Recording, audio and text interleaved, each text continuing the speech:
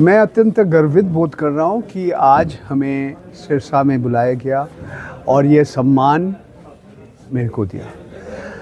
मैं समझता हूँ आज भारतवर्ष में जैसे शहीद रामचंद्र छत्रपति है, हज़ारों लाखों पत्रकारिता अगर होता तो हमारे देश में आज लोकतंत्र जो खतरे में है वो नहीं होता। आज अत्यंत दुख के साथ मेरे को कहना पड़ेगा, मैं 47 साल पत्रकारिता कर रहा हूँ, कि ज़्यादा से ज़्यादा पत्रकार अपना काम भूल गया।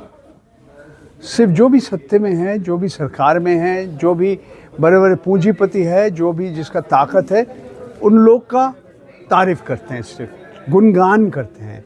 जो गरीब है, जो अल्पसंख्यक है, उनके जो भी उनके विषय के ऊपर वो बात करना बंद कर दिया।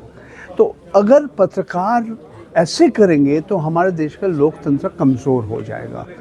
तो मैं चाहता हूँ, मेरा उम्मीद है कि भविष्य में जैसे शहीद रामचंद्र छत्रपति जी है, हमारे देश के युवाओं और भी हैं जैसे इनका तरह साहस दिखाएंगे और जो सत्य में हैं उनको समाज का आईना दिखाएंगे और दिखाएंगे कि किस तरह से आम आदमी जीते हैं, किस तरह से आम आदमी का जीवन और उनका जीविका के बारे में और भी सोचेंगे। और मैं चाह रहा हूँ कि हमारे देश का जो पत्रकार है वो, आप डरिए मत। एक माहौल बन गया कुछ सालों से कि लोग डरे हुए हैं, सच कहने में डर रहे हैं। क्यों? आपका काम है सच कहना। आप लोगों से सवाल कीजिए, जो सत्य में है उनसे आप कठिन सवाल कीजिए। ये काम क्यों बंद कर दिया? दोबारा शुरू कीजिए। धन्यवाद। Thank you. एक आपने डॉक्यूमेंट्री की बात की है छत्रपति सर, हाँ। तो क्या अच्छा, मैं देखिए आज अंशुल जी का बात सुन के मेरा लगा कि हाँ, अंग्रेज़ी में किताब आए हैं। मैं चाहता हूँ हिंदी में भी एक ऐसा किताब आना चाहिए और पंजाबी में भी आना चाहिए और भारतवर्ष का अलग अलग जगह और विश्व का अलग अलग जगह में लोगों को जानकारी देना चाहिए कि इस तरह से ये घटना हुआ और किस तरह से इनका परिवार, इनका बेटा 22 साल से लड़ रहे हैं और जिसके खिलाफ ये सारे आरोप लगाया, किस तरह से वो कारागार से निकल जाते हैं, पैरोल मिलता है, फरलो बनता है। ये मैं समझता हूँ बहुत लोगों के पास पहुँचना चाहिए, सिर्फ भारतवर्ष में नहीं, ये अलग जगह पहुँचना चाहिए। इसीलिए मैं आज आप सबके सामने मैं कह रहा हूँ कि इसके ऊपर एक डॉक्यूमेंट्री फिल्म, एक वित्तचित्र बनना ज़रूरी है। ये यूट्यूब में अगर हम डाल देंगे कोई भी देख सकता है और अगर हमारे पास समर्थन, if I can have the resources, अगर पैसा मिल जाता है, मैं चाहता हूँ कि अलग अलग भाषा में, सिर्फ हिंदी अंग्रेज़ी नहीं, भारतवर्ष के बहुत सारे भाषा है, ये सारे भाषा में भी अगर बन जाएंगे तो बाकी लोग, भारतवर्ष के अलग अलग नागरिक को भी मालूम पड़ जाएगा इस तरह से ये हुआ है एक व्यक्ति के खिलाफ और किस तरह से साहस दिखा के उनका परिवार, उनका बेटा आज भी लड़ रहे हैं। So there is one question for my personal quest. Ji. This is about crony capitalism. हाँ।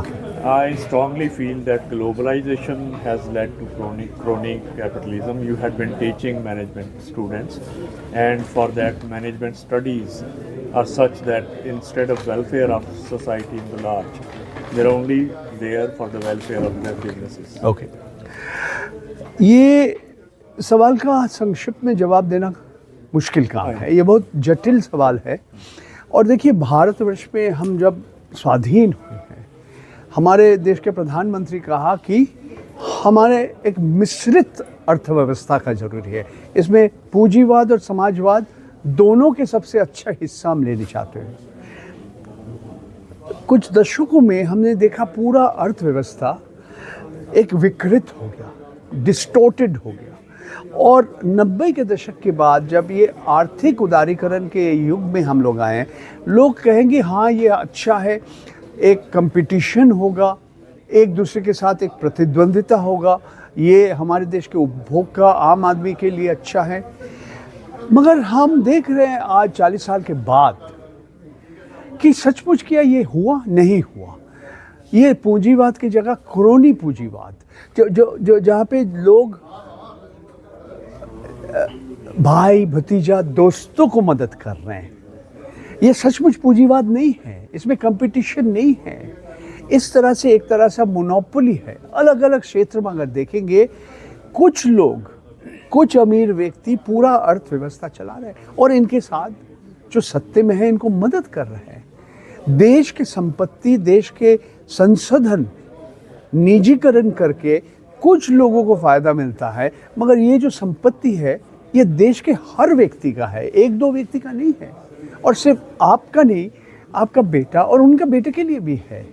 अगर हम कोयला कहेंगे, हम इस्पात कहेंगे, अगर तेल कहेंगे, गैस कहेंगे, ज़मीन कहेंगे, हमारे देश की जो ऊर्जा, सूर्य से ऊर्जा आता है, हमारे देश की जो ज़मीन है, जो जल है, जंगल है, तो ये पूरा सिस्टम बदल गया और एक तरह से हम उससे भी आगे बढ़ गए।